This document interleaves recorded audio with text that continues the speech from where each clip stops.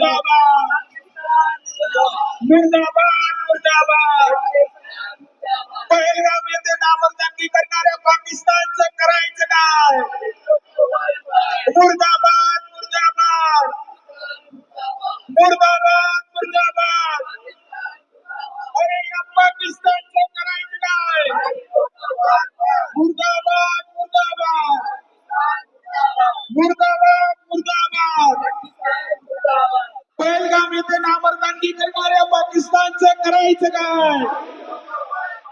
मुर्दाबाद मुर्दाबाद मध्ये निषेध करत होतो आणि त्यावेळेस सुद्धा पाकिस्तानचा झेंडा आपण या ठिकाणी जाळून त्याचा निषेध केला होता. परंतु बांधवांना पोलिसांनी गुन्हे दाखल केले. आजही सुद्धा आपण पाहतो की याच झेंडा जाळला म्हणून आपल्या गुन्हे दाखल होत असतील तर आपण हिंदुस्थानमध्ये आहोत अशी शंका आपल्या निर्माण होते. आज आपण पाहिलं निष्पाप लोक निष्पापपणे त्या ठिकाणी आमची हत्या होईल. खरोखर दुर्दैवी बाप आहे. आपल्याला या ठिकाणी हिंदू म्हणून नक्कीच या ठिकाणी याचा आवाज सातत्याने उच्चारला पाहिजे. पुणे पाकिस्तानी पाकडे हे आपल्या हिंदुस्थानमध्ये येतात आणि आपल्या गोरगरीब निष्पाप जनतेवर हल्ला करून त्यांचा जीव घेतात. या ठिकाणी आपल्याला नक्कीच त्याबाबत सर्वांना जागरूक झाले पाहिजे. वेळ माहिती हिंदुत्वला शिवसेना म्हणून माननीय बाळासाहेब ठाकरे ज्या वेळेस काश्मीरमध्ये अशा प्रकारचे हल्ले होत होते त्यावेळेस स्वतः बाळासाहेबांनी शिवसैनिकांना आदेश दिला होता. खरोखर काही शिवसैनिक त्यावेळेस गेले होते. आज सुद्धा आपले महाराष्ट्राचे माजी मुख्यमंत्री आणि आपल्या सर्वांचे लाडके विद्यमान उपमुख्यमंत्री आदरणीय भाषा विचारली पण धर्म विचारून कुठेतरी हा ध्याड दहशतवादी हल्ला जो आहे पहलगाम मध्ये पाहायला मिळालं.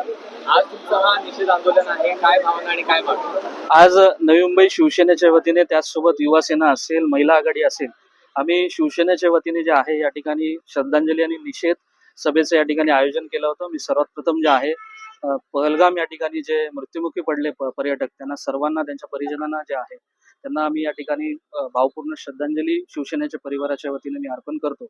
त्याचसोबत आपल्या सर्वांना माहीत असेल की हा जो हल्ला झालेला आहे तो निश्चितच आपल्या भारताच्या प्रतिष्ठेवर, शांततेवर आणि आपल्या सुरक्षतेवर झालेला हल्ला आहे. 2014 पूर्वी आपल्याला माहित असेल की काँग्रेसच्या काळामध्ये कशा पद्धतीची परिस्थिती होती. 2014 नंतर जे आहे आदरणीय आमचे पंतप्रधान मोदी साहेब यांच्या नेतृत्वात जी सुरक्षा यंत्रणा आहे ती अगदी इतकी मजबूत झाली होती की त्या ठिकाणी काश्मीरमध्ये जे आहेत हल्ले असतील, अतिरेकी हल्ले या ठिकाणी कमी होताना आपल्याला पाहायला भेटत होते. त्यानंतर 370 कलम हटवल्यानंतर ज्या ठिकाणी जे आहे काश्मीरमध्ये व्यापार सुरू झाला.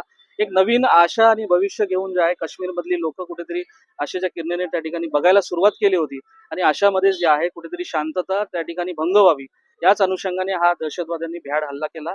मी या भ्याड हल्ल्याचे जे आहे शिवसेना परिवाराच्या वतीने निषेध व्यक्त करतो आणि निश्चितपणे ज्या पद्धतीने उरी असेल किंवा मग बालाकोटमध्ये प्रत्युत्तर देण्याचं काम केंद्र सरकारच्या माध्यमातून भारतीय सैन्याने केलं आणि येणाऱ्या काळामध्ये देखील पहलगाम मध्ये जे हल्ला झाला त्याचं देखील प्रत्युत्तर भारतीय सैन्याच्या वतीने जे आहे ते देण्यात येईल असं विश्वास मी या ठिकाणी जे आहे तमाम देशवासियांना मी देऊ इच्छितो. हिंदी